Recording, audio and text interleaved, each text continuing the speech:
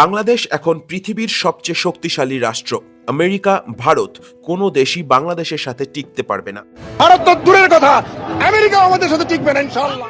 আচ্ছা, বাংলাদেশের মানুষ চাইলে 4 দিনের মধ্যে তারা কলকাতা দখল করে নিতে পারে। 4 দিনের মধ্যে আমরা কলকাতা দখল করে নেব। এ সমস্ত কথা শুনে হাসি পাওয়াটা স্বাভাবিক, কিন্তু গভীরভাবে চিন্তা করলে বুঝতে পারবেন এটা দুই দেশ অর্থাৎ ভারত ও বাংলাদেশের মধ্যে যে সুস্থ স্বাভাবিক সম্পর্ক রয়েছে তাকে ধ্বংস করার একটা পরিকল্পনা, সাধারণ মানুষকে উত্তেজিত করার একটা ষড়যন্ত্র। এমনিতেই বাংলাদেশের গরিব মানুষের দুবেলা দুমুঠো ভাতের আকাল, বাজারে সবকিছু অগ্নিমূল্য। এই সমস্ত মানুষ হলো তারা যারা 1971-এও চায়নি বাংলাদেশ স্বাধীন হোক। তারা চেয়েছিল বাংলাদেশ যেন চিরজীবন পাকিস্তানের গোলামি করে। এক কথায় এরা হলেন পাকিস্তানের দালাল। উল্টোপাল্টা নেশা করে আটভাট বকে এরা মানুষের মধ্যে বিদ্বেষ তৈরি করে ভারতের সাথে সমস্ত সম্পর্ক নষ্ট করতে চাইছে, যাতে বাংলাদেশে অশান্তির পরিবেশ গড়ে উঠতে পারে এবং পাকিস্তানের দালালি করতে এদের আরও একটু সুবিধা হয়।